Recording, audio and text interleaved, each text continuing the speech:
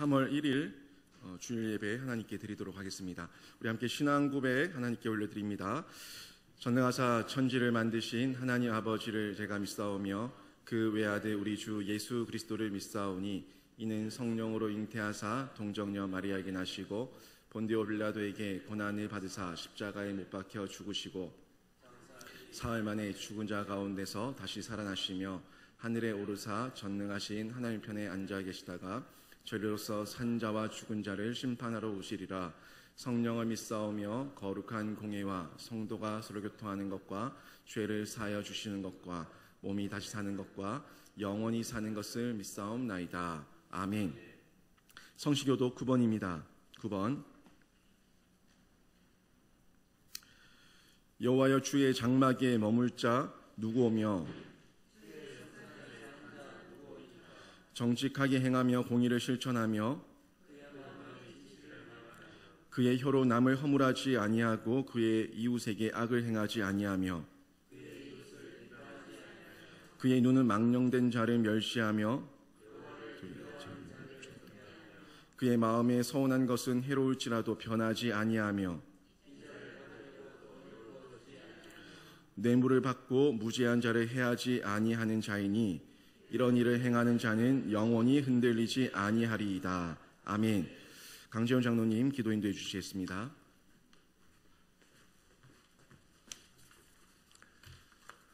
다 같이 기도드리겠습니다. 은혜와 사랑이 넘치도록 부어주시는 감사하신 아버지 하나님, 이 시간 거룩하고 복된 주님의 날을 구별하여 세상에 있지 아니하고 주님 전에 나와 또 가정에서 주님께 예배할 수 있도록 허락하신 우리 주님 감사를 드립니다. 하나님, 지난 한 주간 주님께서 저희에게 이 세상에서 빛과 소금의 역할을 잘 감당하기를 원하셨지만 교회 밖에 나선 우리의 모습은 세상과 구별되지 못하고 세상 속에 우러져 주님 마음 아프게 한 적 많았음을 고백합니다. 해칠한 무덤처럼 겉모습만 포장한 채 진실하지 못했습니다. 주님 말씀 멀리하며 전도에 힘쓰지 않고 또 세워된 약한 자를 돌보지 않은 마음 아버지께서 붙들어 주시옵고 하나님과 사람들 앞에서 한 점 부끄러움 없이 살아가는 겸손한 주님의 종이 되게 하여 주시옵소서. 이 시간 우리의 어둠 영적인 눈을 밝혀주시고 깨닫게 하여 주시옵소서. 우리의 허물을 용서하여 주시옵길 원합니다. 우리들을 늘 푸른 초장 실 많은 물가로 인도하시고 주님의 포근한 날개 아래에 품어주시어서 또 코로나19로 인하여 이 지역과 세상이 혼란한 이때 우리에게 각종 질병과 사고로부터 피할 수 있는 길을 열어주심을 감사드립니다. 하루속히 이 모든 사항이 안정될 수 있도록 백신이 개발되어 상용화될 수 있도록 주님 인도하여 주시옵길 원합니다. 주님께서 세우신 이 영신교회가 이 시대의 주님의 뜻이 무엇인지 분별할 수 있는 교회가 되기를 원합니다.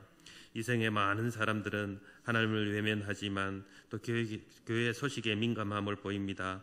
아직도 교회를 향한 그들만의 잣대가 있어 그 기대가 큼을 봅니다.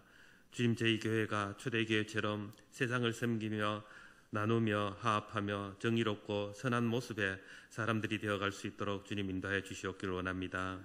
세상이 우리 교회를 부끄러워하고 칭찬하는 교회가 되게 하여 주시옵소서. 떠나는 교회가 아니라 오는 교회, 말씀과 기도가 살아있고 숫자로 계수하지 않아도 차고 넘치는 교회가 되게 하여 주시옵소서. 오늘도 예배하신 주님의 복된 말씀 들고 담임에 서신 우리 목사님 기억하여 주시옵고 선포되는 말씀에 귀한 건세가 있으며 그 말씀이 믿어지게 하여 주시옵고 또 영적인 비밀을 깨달아 우리의 삶에 변화되게 하여 주시옵소서. 가슴에 불을 붙게 하여 주시옵고 말씀을 실천하는 살아있는 믿음이 되게 하여 주시옵소서. 이 시간 원치 않은 질병으로 고통당하는 우리 성도들에게 모든 질병 주님이 말씀의 건세로 이기시고 승리하는 기적이 일어나게 하여 주시옵길 원합니다. 또 예배를 위하여 보이지 않는 곳에 수고하는 손길들이 있습니다. 아버지께서 기억하여 주시옵고 큰 은혜 베풀어 주시옵길 원합니다. 아버지 하나님, 신령과 진정으로 드리는 이 예배가 아벨의 제사처럼 연락되기를 간절히 소원하며 예수님의 이름으로 감사드리며 기도드렸습니다. 아멘.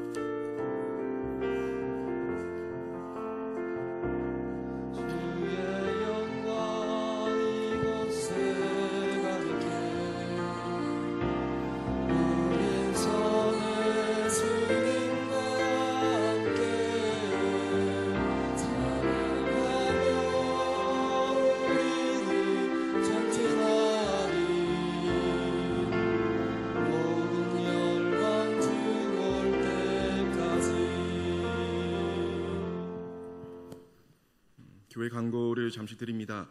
교회 광고는 어제 보내드렸던 문자 내용을 참고하시면 되고요. 지난주는 영상, 본당 2층 본당의 영상과 음향 쪽 공사를 좀 시행했습니다. 오늘 영상을 보시는 분들은 화면 화질이 훨씬 더 좋다는 걸 좀 보게 될 건데, 그리고 이번 주는 1층 공간 장소 정비 공사를 좀 할 겁니다. 알고 계시고 기도해 주시기를 바라고요. 3월 8일부터 교회 예배 정상화 대한 내용은 이번 주 상황을 보고 별도 공지를 다시 한번 해드리도록 하겠습니다. 나머지 내용들은 문자 보내드렸던 내용을 참고하시면 되겠고요. 인사드릴 분이 있습니다. 우리 교육자 부임이 있는데요. 전병희 전사님 나와주시고, 이렇게 영상으로 광고를 하고 인사를 드리게 돼서 굉장히 죄송한 마음을 가집니다. 나중에 저희 모든 성도들 함께 모이면 그때 다시 한 번 더 앞에서 인사를 드리는 시간을 가지게 될 겁니다. 우리 전병일 전도사님은 청년부와 또 영어 예배 쪽을 담당하시게 될 겁니다. 청년부에서 우리 청년들과 함께 사역을 하시게 될 거고, 영어 예배는 앞으로 저희가 만들 부서인데 틴틴 영어 예배, 청소년들을 위한 영어 예배를 만들게 될 건데, 그때 와서 도와주시고 또 그 사역을 개척해 나가는 일을 하실 겁니다. 한국어보다 영어가 더 쉬운 분, 한국어보다 영어가 더 쉬워요 하는 분이 우리 전병희 전사님인데, 아무튼 학원에서도 여러 학생들을 많이 참 가르쳤고 다양한 외국어에 대한 능력과 또 구사 능력과 또 재능을 가지고 계십니다. 우리 부모님들 중에서 우리 아이들의 자녀의 그 학업을 좀 맡기고 싶다 하시면은 공짜는 안 되니까 아무튼 우리 전병희 전사님 우리 교회에서 귀한 사역 잘 감당할 수 있도록 인사하실 때 큰 격려로 박수로 격려해 주시기 바랍니다. 인사합니다. 네, 들어가시면 되고요. 저희 찬송가 183장 하나님께 올려드리겠습니다. 찬송가 183장입니다.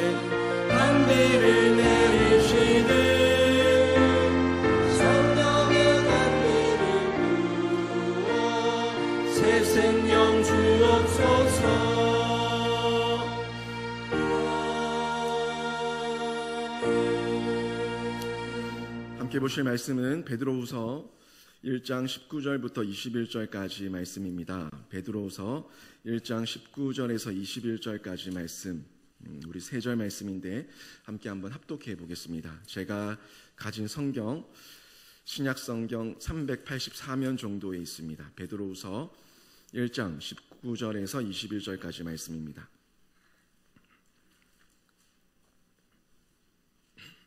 같이 한번 합독해 보겠습니다. 시작.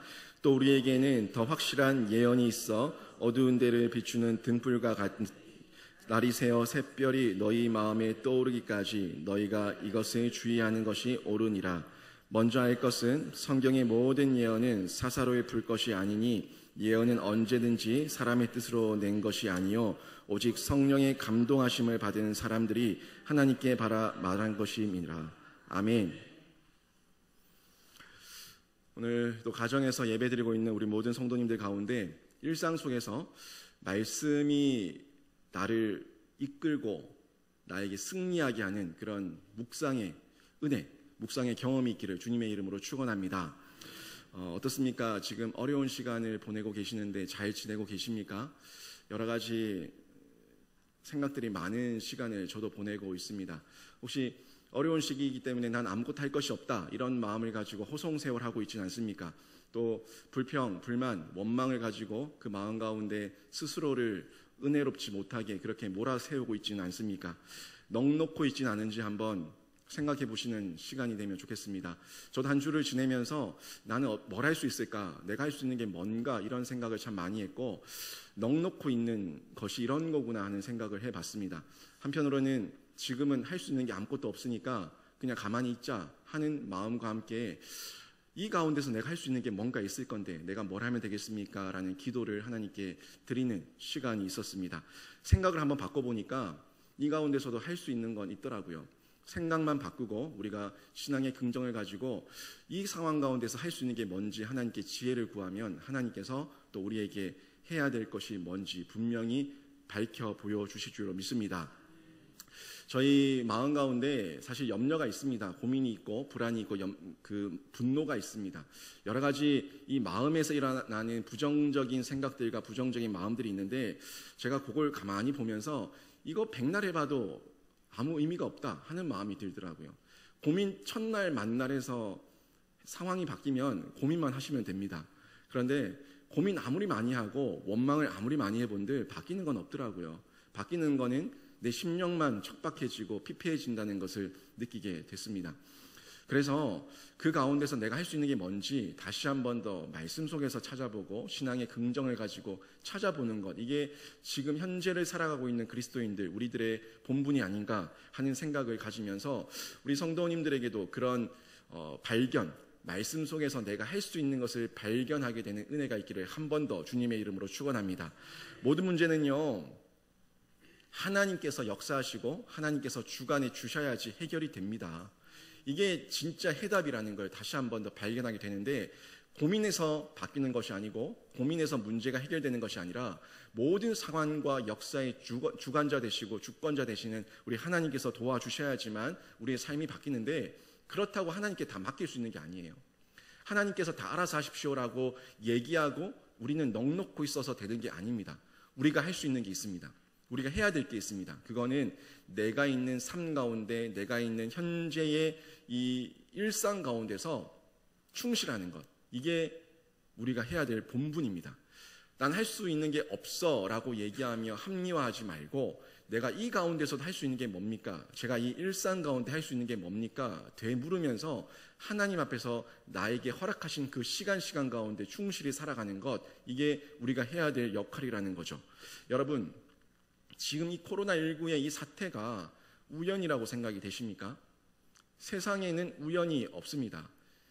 우연을 이야기하는 건 세상 사람들, 하나님을 부인하는 사람들, 그 사람들이 얘기하는 거예요. 마치 우연히 빅뱅에 의해 가지고 우주가 만들어졌다고 얘기하는 것처럼 그냥 모든 것을 우연으로 덮어버리고 하나님은 없다고 얘기하는 그 불신앙적인 태도는 우리 그리스도인들에게 옳지 않은 모습입니다.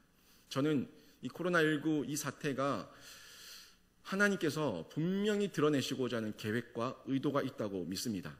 하나님께서 이 기회를 통해서 모든 악한 세력들의 무리들의 교만과 이 패역함과 오만과 하나님 앞에서의 모든 도전들을 다 꺾으시고 드러내시고 도려내시고 분명히 회복하게 하시는 하나님의 기회, 수술의 기회라고 저는 믿습니다. 이 시간을 통해서 저희가 한 번 더 하나님께 부르짖어야 돼요. 그 가운데 한편으로는 이 기성교회, 이 대한민국의 기성교회가 얼마나 하나님 앞에서 말씀에 떠나 있고 교회가 교회답지 못하고 성도가 성도답지 못했으면은 이렇게 예배를 막으시는가 하는 마음이 들었어요. 눈물이 앞을 가렸습니다. 예수님 오신 이후로 한 번도 어떤 그 핍박 시대에도 교회의 예배가 끊어진 적이 없었는데 이 한국 교회의 예배가 중단되는 이 사태는 우리가 도대체 어떻게 받아들여야 되는가 하는 생각이 들었습니다. 우리가 경각심을 가지고 더 교회답게, 더 성도답게 그렇게 말씀 앞에서 몸부림치는 회복의 은혜, 회복의 기회를 삼아야 된다는 것을 기억하시기를 바랍니다. 그 가운데서도 우리가 이 말씀 안에서 한 번 더 나누고 말씀 안에서 하나 되는 하나됨의 은혜를 누려야 됩니다. 오늘 이 말씀을 통해서도 제가 한 번 더 이 묵상에 대해서, 하나님 말씀 묵상에 대해서, 말씀을 붙들고 살아가는 성도에 대해서, 그 삶에 대해서 도전할 텐데, 여러분, 우리를 하나 되게 할 수 있는 것, 지금 끊어져 있고 흩어져 있는 것 같은 우리 이 교회, 예수 그리스도의 몸된 교회, 그 안에 지체된 우리들이 다시 하나 될 수 있는 기회는, 하나 될 수 있는 방법은 말씀밖에 없습니다. 말씀 안에서 성령의 조명하심을 받아서 성령의 하나됨을 경험해야지만 우리가 진짜 참된 하나됨, 진짜 참된 교회됨, 성도됨을 누릴 수가 있다는 겁니다. 제가 계속해서 말씀 묵상에 대해서 얘기하고 있습니다. 이 말씀 묵상을 통해서 정말 이 시대 가운데, 이 시간 가운데, 이 상황 가운데 하나님께서 나에게 뭐라고 말씀하시는지, 말씀하시는 하나님의 음성을 어떻게 들어야 되는지 알게 되는 깨달음이 있기를 바랍니다. 여러분, 그렇다면 여러분은 하나님의 음성을 어떻게 듣고 계십니까? 먼저는 하나님의 말씀을 듣는다는 것은 체험된 거거든요. 체험된 말씀이에요. 그 체험된 말씀이 우리 마음 가운데 영적인 갈망을 통해서 하나님의 음성을 듣는 그런 놀라운 신비적인 체험을 하게 되는데, 여러분 하나님의 음성을 듣고 계십니까? 하나님께서는 여러분에게 늘 뭐라고 말씀하십니까? 아니면 하나님께서 여러분에게 아무 말도 하지 않으십니까? 말씀하시지 않는다면 어떻게 여러분의 상황 가운데, 여러분의 환경 가운데서 중요한 부분들을 결정할 때 결정을 하고 분별을 하십니까? 또 하나님에 대해서 음성을 들을 때 하나님의 음성인지 아니면 하나님의 음성이 아니라 내 속에서 나오는 내 음성인지 여러분은 어떻게 분별하고 있습니까? 보통은 이 하나님의 음성을 듣는 방법 중에 기도라는 방법을 잘 활용하고 있습니다. 제가 지난주에도 기도에 대해서 말씀을 했는데, 흔히들 기도를 할 때 우리는 하나님의 음성을 듣기 위해서 기도한다고 기도하지만 내 말만 하고 벌떡 일어나서 가는 경우가 많다고 제가 얘기했죠. 음성을 들어야 되는데 내 말만 쏟아내고 하나님의 음성을 듣지 않고 그냥 가버린다는 거예요. 그리고 내 마음 가운데서 내 생각, 자기 최면, 자기 합리화의 음성을 듣고 이것이 하나님의 음성이라고 착각하고 그렇게 판단할 때가 많이 있다는 겁니다. 하나님께서 기도 중에 우리에게 말씀하시긴 합니다. 분명히 말씀하십니다. 하지만 그 기도 중에 말씀이 하나님의 말씀이 아닐 때 그게 문제가 된다는 거예요. 방금 얘기했던 것처럼 자기 최면, 자기 합리화, 이게 문제예요. 그 음성을 듣고 이게 하나님의 음성이라고 고집스럽게 믿고 잘못된 길을 가는 것, 이게 문제라는 겁니다. 그래서 우리는 하나님의 말씀인지 아닌지를 늘 성경을 통해서 확인해야 됩니다. 그리고 제가 말씀드렸던 것처럼 말씀 묵상과 기도는 늘 같이 가야 돼요. 말씀 묵상과 기도를 통해서 같이 갈 때 그때 하나님께서 나에게 무슨 말씀을 하시는지 분명하게 다시 한 번 더 재확인하면서 분별할 수가 있다는 겁니다.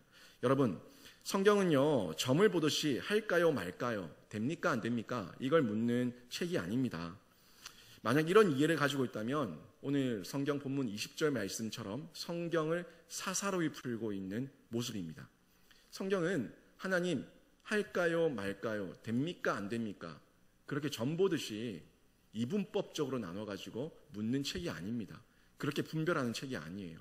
만약에 그렇게 우리가 성경을 내가 원하는 것만 취사 선택해서 듣고자 하고 내가 보고자 하는 것만 취사 선택해서 보고자 한다면 그게 바로 성경을 사사로이 풀고 해석하고 있는 오류의 모습이고 우상 숭배, 하나님의 말씀을 왜곡하고 오해하는 문제를 일으킨다는 겁니다. 19절 말씀을 한번 보십시오. 19절 말씀을 보면요, 이런 말씀이 있죠. 또 우리에게는 더 확실한 예언이 있어 어두운 데를 비추는 등불과 같으니. 아멘. 여러분, 성경은요, 이 말씀을 통해 가지고 내 내면을 보는 책입니다. 나의 죄를 보고, 나의 죄악을 보고, 나의 허물을 보고, 나의 부족함을 보는 책이 성경이에요. 성경을 보면서 저것 봐, 저것 봐. 이 말씀은 저 집사님이 봐야 돼. 이 말씀은 저 권사님이 봐야 돼. 이 말씀은 저 장로님이 봐야 돼. 알고 우리 남편이 이 말씀을 봐야 되는데 하는 거는 남에게 비추어 보고 있는 거지 않습니까? 나를 보고 있는 지금 도구가 아니라 남을 정죄하는 도구로 성경을 비추고 있다는 겁니다. 아니에요. 성경은 내 내면을 보는 책입니다. 내 내면을 비춰서 보고 내 안에 있는 죄악과 내 안에 있는 허물이 얼마나 크고 더러운지 보게끔 하는 책, 이게 성경이고 말씀입니다. 그래서 오늘 19절 말씀처럼 확실한 예언이 있는데 어두운 데를 비추는 등불과 같다고 얘기하고 있죠. 어두운 데를 비추는 등불, 어디에 있는 어두움입니까? 내 내면에 있는 어두움이에요. 내 마음속에 있는 어두움을 비춰서 밝히는 등불과 같다고 성경은 말씀해 주고 있습니다. 어둠은요, 빛이 들어오면 사라지게 돼 있습니다.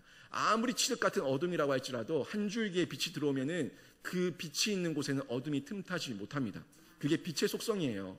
어둠은 능력이 없습니다. 아무리 칠흑 같은 어둠이라 할지라도 한 줄기의 빛만 들어와도 그 곳에는 어둠이 근접할 수가 없습니다.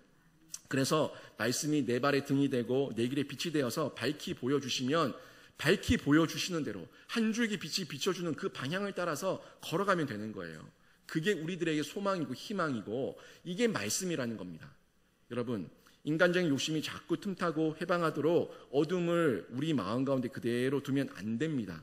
말씀을 이거냐 저거냐로 비교하면서 저울질하면은 유혹에 빠지게 되는 거예요. 이 말씀입니까? 저 말씀입니까? 아니요, 모든 말씀이 하나님 말씀입니다. 이 말씀이 제 말씀입니까? 저 말씀이 제 말씀입니까? 아닙니다.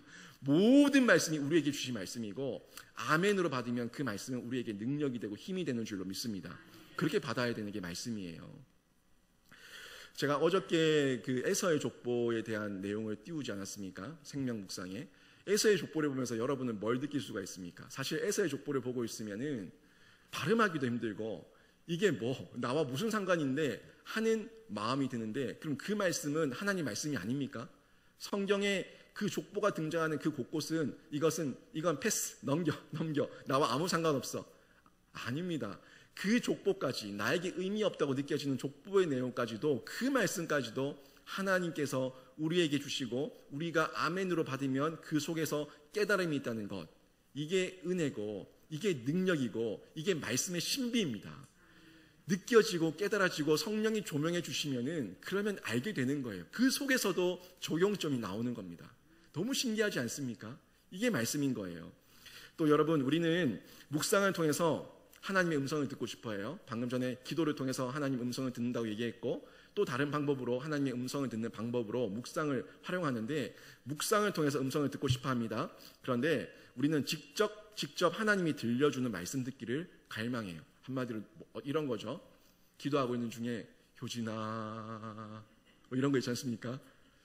나의 이름을 불러주면서 누구야 이렇게 이름을 불러주면서 그렇게 역사하기를 바랍니다. 하실 수 있습니다. 하실 수 있지만 그거는 아주 특별한 자들에게, 특별하고 아주 긴급하게 응답이 필요한 때에, 그럴 때 그렇게 응답하실 수도 있습니다. 하지만 중요한 거는요, 말씀 듣기를 갈망한다는 것, 이게 더 중요합니다. 갈망한다는 것. 묵상하는 삶의 가장 중요한 것은 갈망이래요. 아우구스티누스가 이런 말을 했어요. 묵상하는 삶에서 가장 중요한 것은 갈망이다. 묵상하는 삶에서 가장 중요한 것은 갈망이다. 이 갈망이 뭔지 압니까? 갈급해 하는 겁니다. 얻고자 하는 겁니다. 듣고자 하는 겁니다. 만나고자 하는 겁니다. 그게 갈망입니다. 묵상을 하는데 그냥 앉아서 외적으로, 표면적으로 성경을 읽고 있고 그냥 눈만 감고 있는 거, 그 묵상이 아니에요. 묵상하는 중에 말씀 붙들고 몸부림치는 겁니다. 알고자 하는 거예요. 깨닫고자 하는 거예요. 듣고자 하는 거예요. 이게 몸부림이고 갈망입니다. 이게 너무너무 중요하다고 이 아우구스티누스가 얘기했다는 겁니다. 알고 듣고자 하는 갈망, 이게 중요한데, 그런데 묵상에서는 하나님의 말씀을 듣는다고 할 때 이거는 직접적인 목소리 청취가 아니라 일반적으로는 말씀에 대한 깨달음과 마음에 대한 경향성으로 나타납니다. 마음에서 일어나는 경향이에요. 일반적으로는 깨달음과 마음에서 일어나는 경향, 변화, 방향, 이렇게 우리의 마음을 움직이신다는 겁니다. 이때 하나님과 사랑의 관계를 맺도록 우리의 마음을 이끌어 가시는 분이 성령님이세요.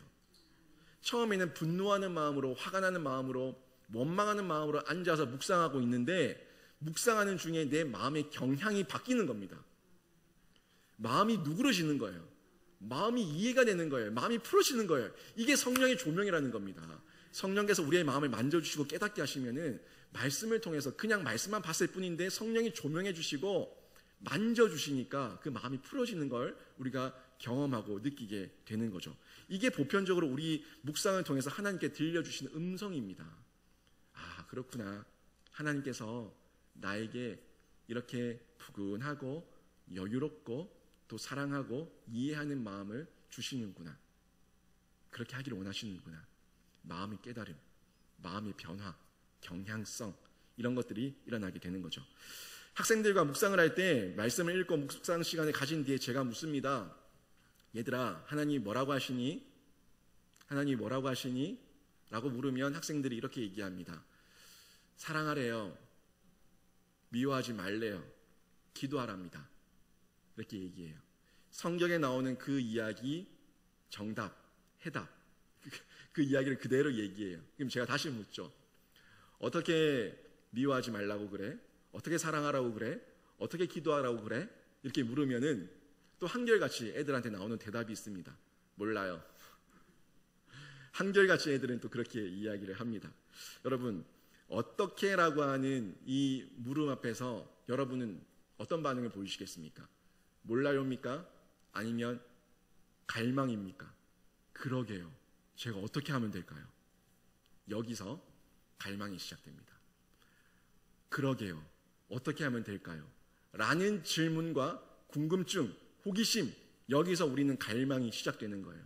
알고자 하면, 궁금해하면, 얻고자 하면 그때 우리의 마음 가운데 그 마음을 알게 하시는 하나님의, 성령님의 조명하심이 있다는 겁니다. 아니, 알고자 하지도 않는데, 만나고 싶지도 않고, 알고자 하지도 않고, 듣고자 하지도 않고, 궁금해하지도 않는데 알려주고 싶습니까?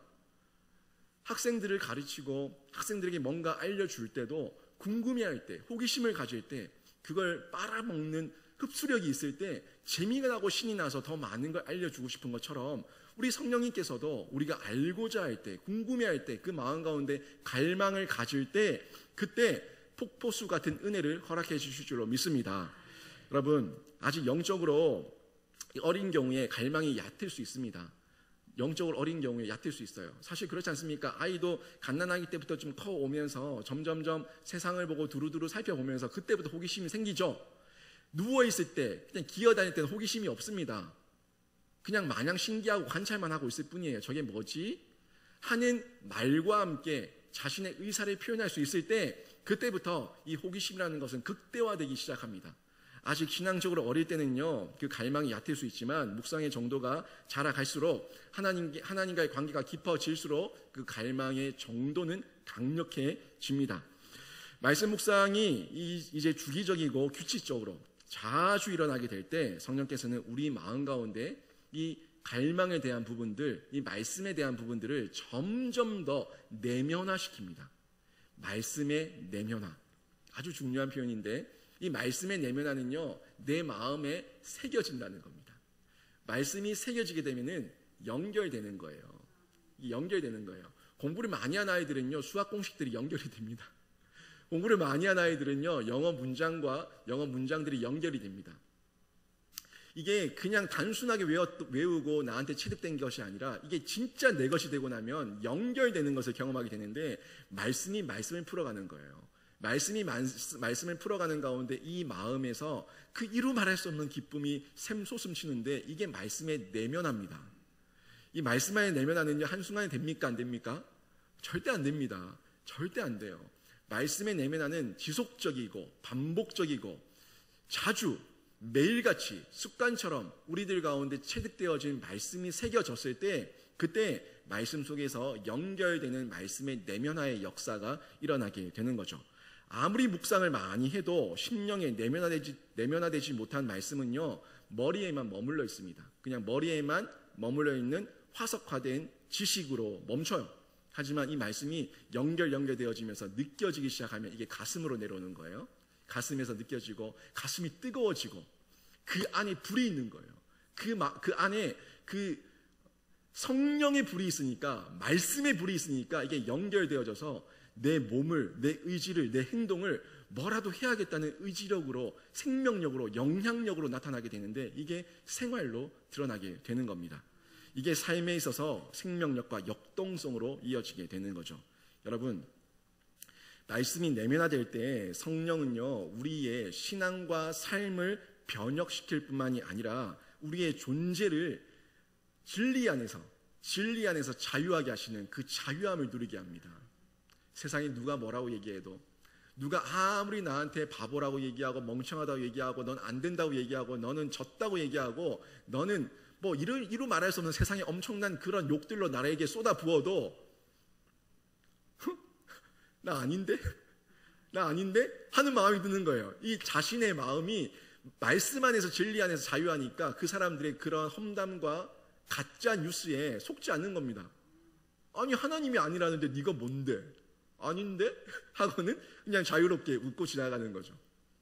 이게 진짜 우리 안에 진리 안에서 자유한다는 것, 이게 어떤 건지 경험하게 되는데 말씀이 깊이 새겨진 사람, 말씀이 그 속에 내면화된 사람, 그 사람들만이 누릴 수 있는 복이라는 겁니다. 여기에는 분명히 성령의 개입이 있습니다. 성령의 개입이 있어요. 성령은요 묵상하는 이들의 영적 체험뿐 아니라 인격적인 연합과 회심 이후에 이루어지는 성화의 전 과정에 개입하십니다. 성령께서 한순간에 내가 회심하는 그 순간 칭의를 받고 양자됨을 받는 그런 순간에만 역사하는 게 아니라 우리의 전 삶 가운데 성화의 과정 전체 가운데 역사하시고 개입하신다는 거예요. 그냥 눈물 콧물 쏟을 때 그때 한순간에만 역사하시는 것이 아니라 그 순간 이후에도 끊임없이 나에게 말씀으로 재조명하시는 성령의 역사는 우리의 일생에 끊어지지 않고 이루어지고 있는 겁니다. 아무리 예수 믿고 한번 은혜를 체험해도 이 마음 지킴과 은혜 지킴이 없으면요 우리는 한순간에 무너지는 존재가 사람이에요. 무너지지 않도록 은혜 지킴, 마음 지킴을 이루어주시는 분이 누굽니까? 성령님이신 거예요. 성령께서 계속해서 우리의 마음을 붙들어 주시고 다시 회복시켜 주셔서 또 한 번 살 용기와 희망을 얻게 하십니다. 한번 생각해 보십시오. 여러분 얼마나 많이 무너졌습니까? 여러분 얼마나 많이 좌절했습니까? 얼마나 많이 낙담했습니까? 그런데 또 지금 이렇게 예배를 드리고 있는 이유는 뭡니까? 성령께서 여러분의 마음을 주관하시고 붙들어 주시고 마음 가운데 은혜를 주셨기 때문에 깨달음을 주셨기 때문에 여기 또 한 번 앉아 있는 겁니다. 근데 인간 존재 그 자체는요 성령님 떠나면 아무것도 아니에요. 성령님 떠나면은 언제든지 넘어지고 오늘 한순간에도 내 삶을 포기할 수 있는 존재가 인간입니다. 하나님의 말씀에 능력이 없어서가 아니에요. 아니 하나님의 말씀이 내 안에 한번 새겨졌으면은 계속해서 역사해야지요. 왜 내가 무너집니까? 말씀이 능력이 없어서가 아니라 우리 인간 존재가 죄덩어리이기 때문에 그렇습니다. 우리 인간 존재가 성령님 떠나서는 살 수 없는 존재이기 때문에 그렇습니다. 문제는 말씀이 문제가 아니라 내가 하나님과 떠나 있다는 것, 성령님과 떠나 있다는 것, 이게 문제예요. 말씀은요 성령의 조명이 있을 때 살아 운동력이 있는 역사로 우리 마음 가운데 나타나게 되고 우리를 움직이는 힘으로 나타나게 되는 겁니다. 말씀이 아무리 입술 가운데 그냥 로버트처럼 줄줄줄 외우고 있어도 그게 깨달아지지 않고 내 안에 내 것이 되지 않은 말씀은요 성령의 역사가 없는 말씀은 힘이 없습니다. 그 말씀이 내 것이 되었을 때 성령의 역사가 있을 때 그 말씀은 나를 움직이는 힘으로 나타나게 되는 겁니다. 이것이 우리들 가운데 삶의 에너지로 나타나서 언어와 행동으로 표현되는 겁니다. 여러분, 게리 토마스라는 분이 있어요. 이 게리 토마스가 이런 책을 썼는데 영성에도 색깔이 있다. 영성에도 색깔이 있다. 이런 책을 썼습니다. 여기 보면은 영성의 다양한 경향을 9가지로 표현해주고 있는데 그 9가지를 보니까 이렇게 나와 있어요.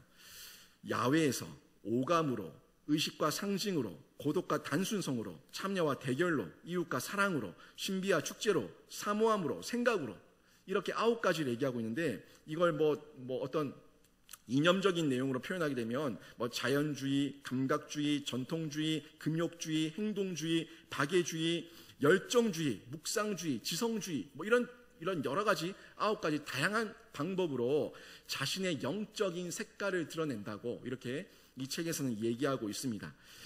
이 영성을 추구하는 개개인의 어떤 표현 방법들이 다양하다는 걸 얘기해 주고 있는데 여러분 저는 이 책을 읽으면서 참 그럴듯하다 이런 생각이 들었는데 이게 저는 어떻게 또 연결이 되었냐면 결국에 그렇구나.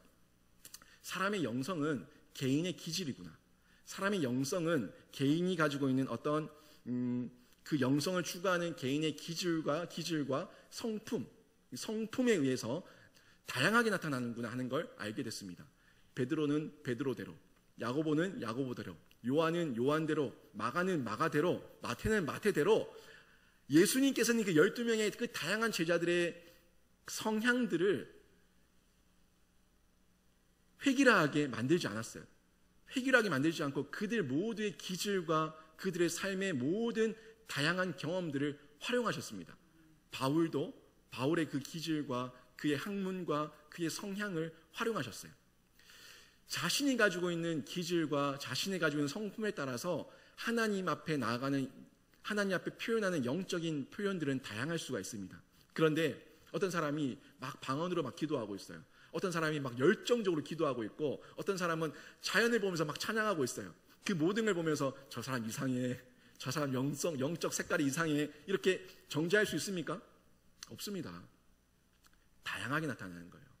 본질에 대한 왜곡만 없다면, 말씀과 본질에 대한 왜곡만 없다면 그 사람들이 가지고 있는 하나님을 사랑하는 방법의 그 방법의 표현은 다양하게 나타납니다. 누군가와 연애를 합니다. 한 남자와 한 여자를 만나서 서로가 사랑을 하는데 어떤 사람은 자연 속에서 함께 사랑을 나누고 또 어떤 사람은 아주 논리적으로 이성적으로 사랑을 나누고 어떤 사람은 어떤 열정적으로 묵상하면서 그 사람의 여러 가지 다양한 그 기질을 가지고 사랑의 표현들을 해나가는데 야, 너 연애 그렇게 하는 거 아니야? 이렇게 얘기하면 맞습니까? 틀립니까?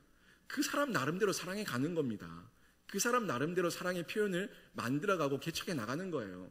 하나님께서는요, 그렇게 우리 인간들에게 다르지만 그 다양한 방법들을 통해서 하나님께서는 아주 우리와 친밀함을 누리시고 그 모든 것들을 용납하시면서 우리와 교제하기를 원하시는 거예요.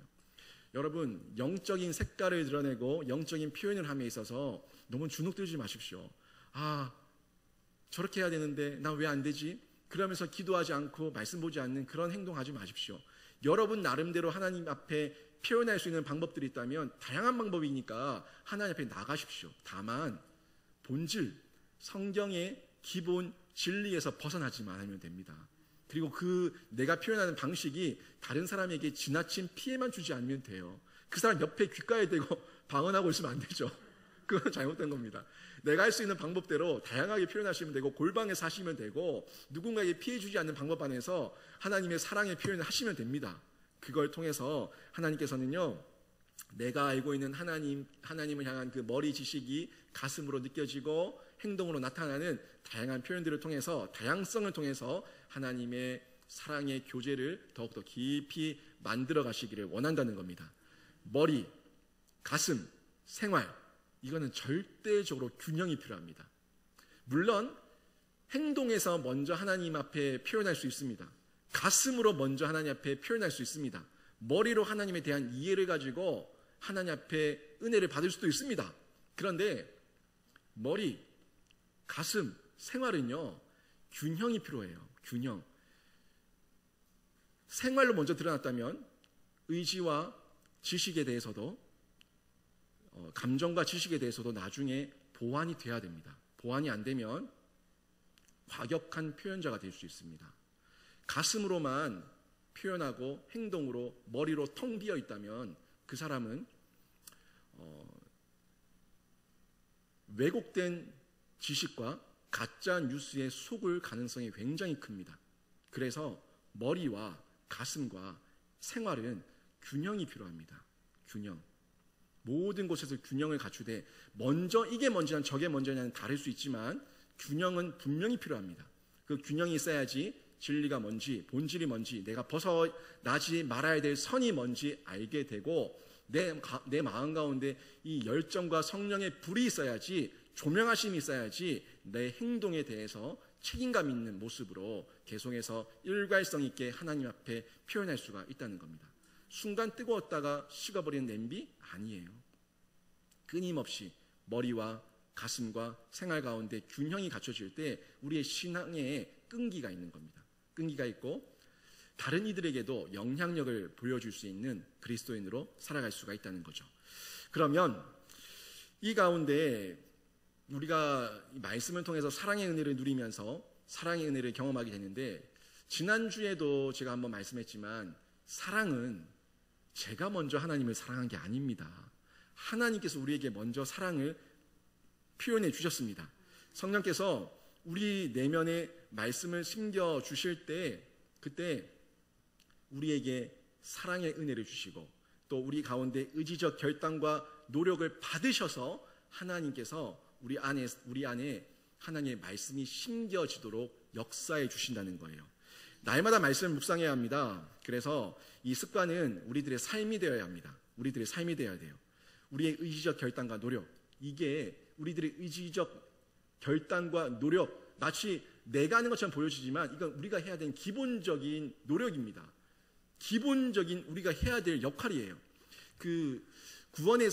구원의 여정 가운데 성화가 있지 않습니까? 이 성화 다음에 영화 바로 넘어가지 않습니까? 이 성화의 삶을 여러분 신학적 용어로 뭐라고 얘기하냐면 신인협력입니다. 신인협력.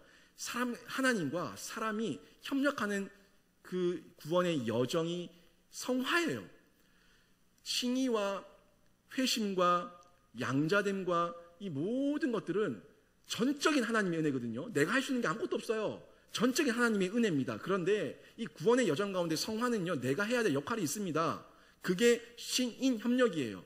그냥 우리에게 하나님께서 프로그래밍해서 움직이게 한다면 우리는 로봇가 되지만 우리는 의지를 가지고 있는 하나님의 형상이기 때문에 하나님의 생기를 받은 사람들이기 때문에 생명이 되었다고 얘기하지 않습니까?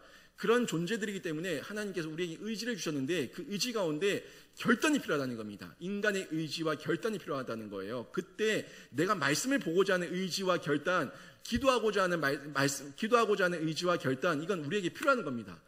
그렇게 결단하고 의지를 가지고 할 때 그때 하나님께서 도우셔서 역사해 주신다는 겁니다. 이게 하나님이 하실 역할과 내가 해야 될 역할이 있다는 건데 신인 협력이라는 거예요. 그래서 이 말씀을 본다는 건 제가 계속 얘기하고 있지만 쉽지 않습니다. 쉽게 한순간에 되는 게 아니지만 반복적으로 끊임없이 하는 그 습관을 통해서 우리들의 삶으로 나타나게 되는 거죠. 이 말씀이 우리 안에 내면화된다는 것, 이게 언행으로 나타나게 된다는 거고 그 언행에는 한 사람의 숨겨진 동기를 엿볼 수 있기 때문에 이 내면화가 중요한 겁니다. 사람과 사람의 모습을 통해서 어리숙한 사람도 상대의 동기를 어느 정도 느낄 수가 있거든요. 이게 영적인 존재이기 때문에 그런 건데 이 하나님께서는요, 우리의 모든 동기를 분명하고 완전하게 다 알고 계시죠. 알고 계십니다. 그렇지만 이 완전하게 알고 계시지만 하나님께서는 우리의 새로워진 삶, 우리가 의지적으로 결단하고 행동을 바꾸고 새로워진 삶, 그 삶을 받기를 원하신다는 거예요.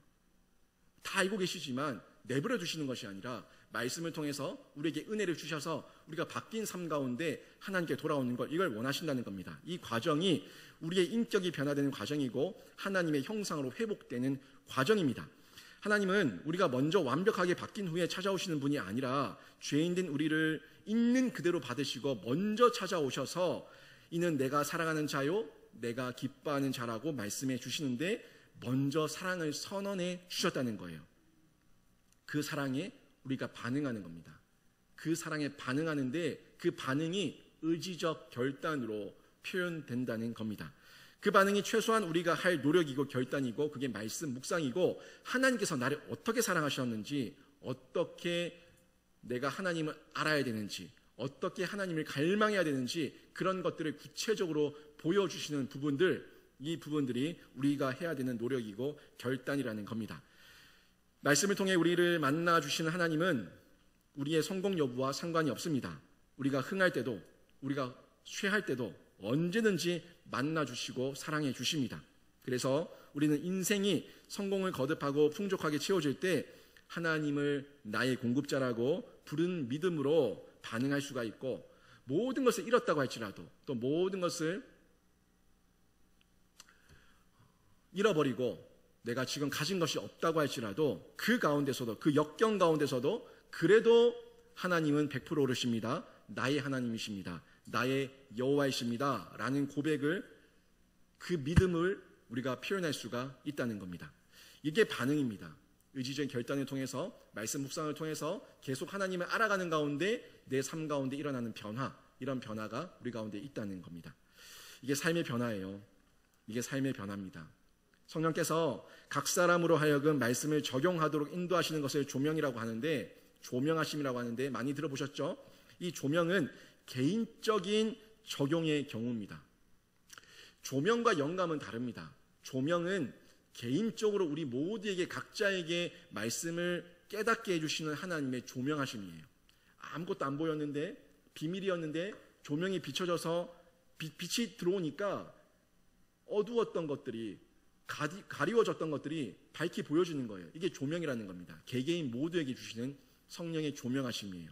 그런데 영감은 달라요. 영감은 성경에 기록된 말씀을 두고 사용하는 용어가 이 영감인데, 이거는 당회적인 사건입니다. 성경에 기록한 이들에게 특별하게 주신 감동이에요. 성경을 적어야 될 때, 성경을 기록해야 될 때, 성경을 적을 그 인간 저자들에게 하나님께서 특별하게 영감을 주셔서 그 성경을 적게 하셨습니다. 기록하게 하셨습니다. 이것은 더 이상 계승되지 않습니다. 하나님의 음성을 들을 수 있습니다. 하나님의 음성을 청취하는 그런 그 소리로도 들을 수 있고, 묵상을 통해서 깨달음으로도 들을 수 있는데, 아무리 내가 그 말씀을 들었다고 하더라도 내가 영감받았어 라고 얘기할 수는 없는 겁니다. 왜냐하면요, 영감받았다는 것은 하나님의 계시가 지금도 이루어지고 있다는 건데, 그 계시가 특별 계시인 성경과 만약에 충돌한다면 어떡하시겠습니까? 위험한 일이에요. 성경 특별 계시는 이미 완성됐습니다. 그래서 영감은 계승되지 않습니다. 그 사도들에게, 그 하나님께서 주셨던 특별한 선지자들에게 잠시 단회적으로 임했던 것이 영감이고, 지금은 이미 완성된 성경을 읽으면서, 말씀을 보면서 우리들 가운데 깨달음을 주는 건 성령의 조명하심이라고 얘기하는 것이죠. 그래서 21절 말씀 한번 보십시오. 21절 말씀을 보시면 이렇게 나오죠. 예언은 언제든지 사람의 뜻으로 낸 것이 아니요 오직 성령의 감동하심을 받은 사람들이 하나님께 받아 말한 것임이라. 아멘. 예언은 언제든지 사람의 뜻으로 낸 것이 아니랍니다. 이게 영감을 받은 거예요. 오직 성령의 감동하심을 받은 사람들이 하나님께 받아서 말한 것이라고 성경에서 분명히 얘기하고 있는데, 이 예언이 영감을 받은 특별 계시 성경이고요. 이제 우리에게 필요한 것은 조명하심입니다. 이게 성령의 도우심이에요. 여러분, 성령님은요, 우리의 영혼을 일깨워 주십니다. 그리고 하나님의 말씀을 듣게 하시고, 말씀을 통해서 우리들의 삶 가운데 실제적으로 적용하게 하셔서 변화로 초대하시는 분이 성령님이십니다. 여러분, 하나님 말씀을 보고 난 다음에 내 삶 가운데 아무런 변화가 없다면 그 말씀은 잘못 본 겁니다. 지금 당장의 변화는 일어나지 않을 수 있지만, 지금 당장이 안 일어날 수는 있지만, 하나님의 말씀은 결과적으로 우리들의 마음 가운데, 우리들의 삶 가운데, 우리들의 모습 가운데 실제적인 변화로 이끄십니다. 그래서 영향력이고, 그래서 생명력이 있다고 얘기하는 겁니다. 물론 지금 당장은 내가 연약하고 내 안에 죄성이 가득해서 당장은 안 바뀔 수 있지만, 계속해서 반복적인 묵상과 습관을 통해서 하나님께 가까이 가는 중에 결국에는 나를 변화시킨다는 겁니다. 하나님의 말씀을 듣게 하시고 또 우리들의 삶을 통해서 변화시키시는데, 이게 실제적이라는 거예요. 상상의 세계로 이끌어가는 게 아닙니다. 상상의 세계 속에서 그렇게 하면 좋겠네, 저렇게 하면 좋겠네, 그렇게 하면은 사람들에게도 인정받겠네, 아주 좋아. 상상 속에서, 생각 속에서 머무는 말씀이 아니라 내 삶 가운데 실제적인 변화와 실제적인 능력으로 실상으로 나타나는 게 이게 말씀의 힘이라는 겁니다. 여러분, 삶에 긴밀하게 개입하시고 묵상으로 이끄시는데 우리는 그게 힘들거든요. 실제 내가 버려야 되고 내가 내려놔야 되고 내가 포기한다는 게 힘드니까 자꾸 외면하려고 하지만 성령은 묵혀둔 고통마저 우리들 가운데 그렇게 묻어두는 고통마저 다 들춰내가지고 내 안에 있는 죄악, 내 안에 있는 죄덩어리, 내 안에 있는 상처를 직면하게 하십니다. 여러분 쓴뿌리 많이 들어보셨죠? 그 쓴뿌리를 여러분 묻어두는 것은 그건 묻어두는 게 아니에요. 다 들춰내가지고 말씀으로 치유받아야지 그 쓴뿌리는 사라지는 겁니다. 묻어두면 그 위에서 볼 때는 맑은 물처럼 보이지만 한번 막대기 꽂아 넣어서 휘 저으면요 다 올라오는 거예요. 꾸중물, 음식 찌꺼기 다 올라오는 거예요. 그거는 걸러내는 겁니다. 걸러내고 버릴 건 버리고 치유받는 거예요. 그게 성령의 능력인데 이게 우리들 속에서 성령께서 하시는 작업입니다. 상상 속의 사랑, 짝사랑은 쉽지만 실제적인 사랑은 아플 수 있습니다. 하지만 기쁨이 있어요. 하지만 행복이 있습니다. 여러분 짝사랑하시겠습니까? 아니면 실제 사랑하시겠습니까? 짝사랑은 돈 들지도 않고 가성비 좋고 머리로만 하니까 생각으로만 하니까 돈 들지도 않고 다 좋지만 실제가 아니거든요. 허상이거든요. 사랑은 아프더라도 좀 아프더라도 부딪히며 사는 거예요. 실제로 하는 거예요. 그게 가혹할 수 있지만 그게 아플 수 있지만 맹렬하게 불타오르는 뜨거운 사랑으로 표현되는 것은 실제적인 사랑이라는 걸 기억하시기를 바랍니다. 말씀 상상 속에서 하지 마시고 말씀에 대한 그 사랑의 묵상 여러분의 삶 가운데 실제로 드러내셔서 말씀의 묵상을 통해서 내 삶이 어떻게 바뀌는지 구체적으로 경험해 보시기를 바랍니다. 자, 이게 이제 현실의 순종이 중요합니다. 힘들어도 순종하는 건데 묵상이 생각이나 깨달음의 내면적 차원에 머물지 않고 실제적 삶으로 옮겨가는 것은요 전적으로 성령의 역사입니다. 내면의 생각을 성령께서 행동으로 옮기시는 거예요. 또한 성령은 내가 받은 하나님의 깊은 사랑을 나에게만 머물게 하지 않으시고 다른 사람에게도 옮기십니다. 이게 영향력이라고 제가 계속 얘기하고 있지 않습니까?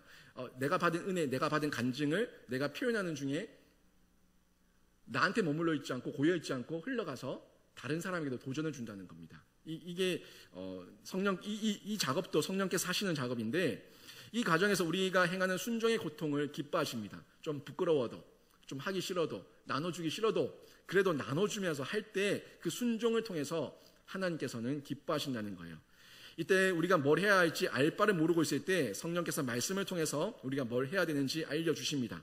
내가 놓기 싫었던 돈도 내가 가기 싫었던 냄새나는 그 오지도 내가 만나기 싫고 아프고 힘들고 지친 그런 정말 꼴도 보기 싫은 사람도 부인하고 싶은 이 현실도 하나님께서 말씀이 들어오게 하시면 놓게 하시고요. 가게 하시고 만나게 하시고 인정하게 하십니다. 여러분, 여러분이 살아갈 세상은요 현실입니다. 현실을 자꾸 회피하려고 하지 마세요. 현실을 말씀으로 이겨내십시오. 말씀으로 극복하십시오. 말씀으로 재해석하십시오. 그러면 그때 우리 안에서 성령께서 하셨던 그 역사가 어떤 것인지 좀 더 구체적으로 경험하게 되는데 여기에 힘들어도 하기 싫어도 해야 되는 순종이 필요하다는 겁니다.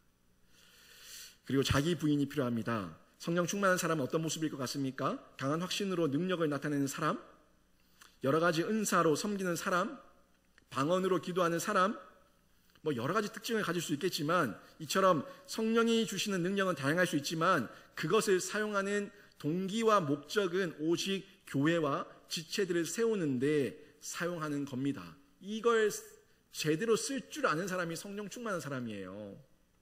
성령이 충만하면 뭐합니까? 성령 충만함이 드러나야죠. 근데 충만하면 드러나게 돼 있어요.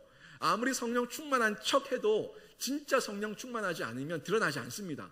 충만하면요 차고 흔들어 넘치는 겁니다. 충만하면 드러나는 거예요. 충만하면 흘러가는 겁니다. 한번 생각해 보십시오. 컵에 그릇에 물이 차고 넘치면 충만하면은 흘러가지 않습니까? 그게 흘러가는 거예요. 아무리 충만한 척 하는 것과 진짜 충만한 것은 확실히 다르다는 겁니다.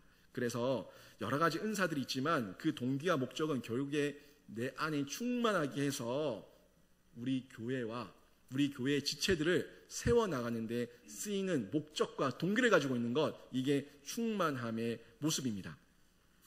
성령은 우리에게 은사를 주셔서 주의 몸을 세워 가시는데 묵상을 통해서 깨닫는 영적 은사도 나만의 유익으로 멈추면 안 됩니다. 흘러가야 됩니다. 몸된 교회를 세우는 영향력으로 드러나야 되고 연약한 교우들을 세우는 회복으로 드러나야 됩니다. 사랑방 가족들과 은혜 나눔의 분위기, 영적인 분위기를 만들어가는 것, 이것도 영향력이고 흘러가는 겁니다. 메말라 있던 사랑방에 한 명의 은혜 받은 사람을 통해서 영적 분위기가 바뀌는 것, 이것도 영향력이라는 겁니다. 그 가운데 희생과 헌신이 필요할 수 있고 비움이 필요할 수 있습니다. 그런데 비우면 또 채워지는 게 은혜죠. 비우면 안 채워질 것 같죠? 비우면 채워지는 게 은혜입니다. 여러분 지금까지 헌금 많이 하셨죠? 헌금할 때 아까워하면서 낸 적이 있죠? 저도 있거든요. 근데 그렇게 흘러가고 나면요, 안 채워질 것 같은데 또 채워져 있습니다. 또 채워져 있고 나는 하루 세끼 밥 다 잘 먹고 잘 자고 잘 살고 있었습니다.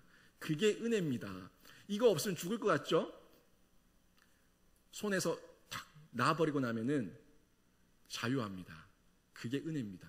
이거는 진짜 경험해 본 사람만 아는 은혜예요. 쥐고 있는 사람은 쥐고 있다가 진이 다 빠질 겁니다. 쥐고 있다가 진이 다 빠질 거예요. 놓을 때, 뭐든지 놓을 때 진짜 우리 안에 채워지는 그 하나님의 놀라운 은혜와 경험을, 사랑을 체험할 수가 있는 겁니다. 그래서 우리의 속사람은 죽어야지 살아나는 거예요. 나눠야지 채워지는 거예요. 근데 우리 쇳덩어리인 인생들은요, 죽어야 할 때 자꾸 살아나려고 해요. 나눠야 할 때 주려고 합니다. 그런 경향이 있어요. 주님의 인자가 날마다 새롭고 늘 새로운 것처럼 우리 안에 있는 죄성도 날마다 새롭고 얼마나 새로운지, 자고 일어나면 또 한 번 지고 싶고 자고 일어나면 또 한 번 가지고 싶은 그 욕심과 욕망은 어찌나 그렇게 끊임없이 일어나는지, 그렇지 않습니까? 그래서 날마다 우리들의 이 잠자는 욕망과 욕심을 꺾는 연습, 그 연습과 훈련이 필요한 거예요. 사도 바울이 뭐라고 얘기했습니까? 나는 날마다 죽노라. 날마다 나를 쳐서 나를 먼저 복종케 함은 내가 말씀을 전한 이후에 도리어 내가 버림을 받을까 두려워함이라. 날마다 나를 친대요. 그 침이 묵상입니다. 뭐로 치겠습니까? 손으로 칠래요? 말씀으로 여러분의 영혼을 깨우십시오. 말씀으로 영혼을 깨울 때 날마다 새로워지는 그 죄성이 아니라 날마다 새로운 하나님의 은혜를, 그 헷세들을 경험하게 되실 겁니다. 여러분, 오늘 성령님에 대해서 얘기를 좀 나눴어요. 우리에게 묵상 가운데 조명하시고 깨닫게 하시는 그 성령님에 대해서 좀 나눴는데, 성령님의 특성이 뭔지 압니까? 성령님은 삼위 하나님 중에서 성부 하나님, 성자 하나님을 돋보이게 하는 분이 성령님이십니다. 이해되세요? 늘 뒤에서 그 모든 역사를 완성하시는 분이 성령님이십니다. 그 성령 하나님께서는 겸손의 영이시고 순종의 영이십니다. 먼저 드러나지 않으세요. 먼저 드러나지 않고 늘 가리워져 있지만 우리 안에 친히 찾아오셔서 역사하셔서 성부 하나님과 성자 예수님을 드러내시는 분, 겸손의 영, 순종의 영, 그 영이 성령입니다. 그래서 성령 충만은 언제나 복종과 순종으로 연결되는 거예요. 복종과 순종으로. 나에게 복종하는, 말씀 앞에 복종하고 말씀 앞에 순종하는 모습이 있는가 없는가가 나에게 성령님이 임재하시는가 안 하시는가 하는 모습으로 우리에게 표현이 될 거고 느껴질 겁니다. 성령 충만을 원하시면 여러분 먼저 하나님 앞에 말씀을 붙들면서 말씀을 통해서 깨닫게 하시고 말씀을 통해서 느끼게 하시고 말씀을 통해서 체험하게 하셔서 정말 성령 충만의 은혜가 내 안에 있어서 흘러넘쳐서 영향력으로 나타나게 해 주시옵소서 하는 기도가 우리 성도님들 모두에게 있기를 바랍니다. 에베소서 5장 24절 한번 보십시오. 에베소서 5장 24절 보시면 교회가 그리스도에게 복종한 것처럼 이런 말씀이 있습니다. 교회가 그리스도에게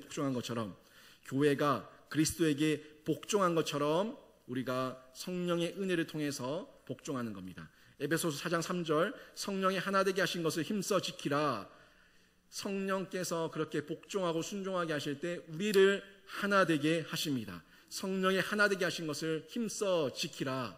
성령의 하나 되게 하신 말씀에서 말씀으로 하나 되게 하심을 힘써 지키라. 결국 말씀 묵상하면서 말씀 붙드는 가운데 교회의 하나됨을 이루어 나가라는 겁니다. 우리 영신교회가 하나 될 수 있는 방법, 우리 영신교회가 한 몸을 이룰 수 있는 방법, 오로지 성령의 은혜 이것밖에 없는 줄로 믿습니다. 코로나19로 인해서 여러 가지 흩어져 있는 이런 시대, 여러 가지 마음이 흩어져 있고 몸이 흩어져 있고 아무것도 할 수 없는 것처럼 느껴지는 이 시대 가운데, 이 상황 가운데 있는데, 이 모든 것들을 묶을 수 있는 방법은 하나님의 사랑과 예수님의 은혜와 성령의 하나 되게 하시는 말씀의 조명뿐인 줄로 믿습니다. 성령이 하나 되게 하시는 말씀을 힘써 보시고 묵상하시고 기도하시기를 바랍니다. 그래서 생명 묵상 당분간 잘 활용하십시오.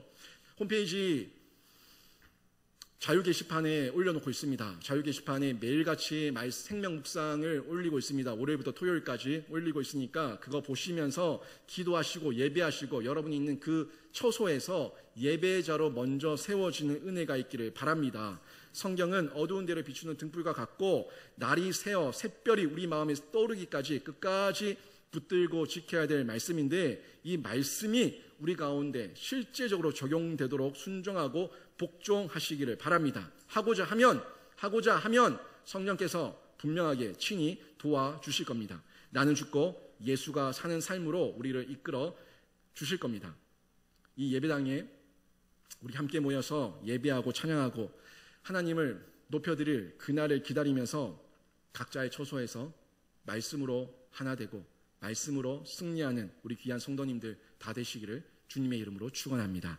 아멘. 우리 함께 찬송가 214장 부르시면서 예물 드리도록 하겠습니다.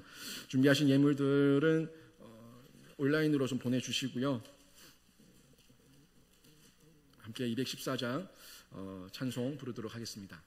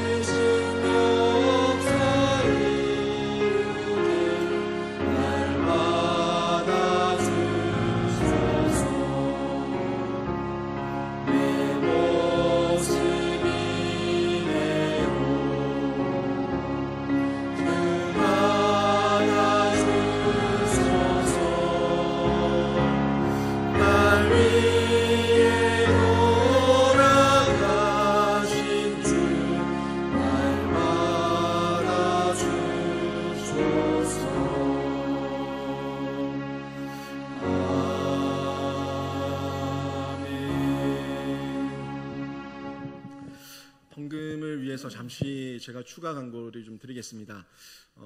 영상을 보고 있는 우리 성도님들께서도 헌금을 온라인으로 좀 해주시기를 부탁을 드립니다. 지금 저희가 함께 모이고 있지 못하다 보니까 상당한 금액의 헌금이 줄어든 상태고, 그러다 보니까 교회 운영에 있어서 차질이 좀 있습니다. 지금 함께 모이지는 못하지만 교회를 운영하고 지출되는 금액들은 지속적으로 계속 나가고 있고, 또 후원하고 선교하는 예물들까지 계속해서 나가고 지출되고 있는 상황입니다. 그러다 보니까 이게 몇 주가 더 장기화되게 되면은 교회가 좀 어려움이 있을 수가 있습니다. 그래서 지금 온라인으로 송금하신다는 것 자체가 아직 우리 정서에 좀 맞지 않는 부분은 있지만 특별한 상황이니까 이 부분 이해를 좀 해주시고 온라인으로 좀 해주시기를 부탁을 드리고, 한 번에 다 모여서 모아놨다가 교회 나오면 드리겠다 이런 마음을 가지시는 분들도 있을 겁니다. 그것도 가능하지만 개인적으로 그런 부분들이 유혹이 될 수가 있습니다. 유혹이 되고 또 시험거리가 될 수 있으니까 돈은 모아두지 마시고 그때 흘려 보내시는 것도 한번 적용해 보시기를 바라고요. 늘 계속해서 말씀을 묵상하는 가운데 하나님께서 주시는 감동대로, 또 하나님께서 주시는 깨달음대로 행동해 주시기를 부탁을 드리겠습니다. 이런 부분 때문에 서로 간에 또 개인적으로 마음에 시험 들거나 유혹 들고 또 넘어지는 일이 없도록, 실족하는 일이 없도록 우리 성도님들께서 먼저 그런 부분들을 차단하시고 예물 부분에 있어서 정결하고 또 깨끗하게 또 하나님 앞에 정직하게 나아가시기를 부탁을 드리겠습니다. 예물과 또 예물을 위해서 또 마지막 기도하고 제가 축도로 예배를 마치도록 하겠습니다.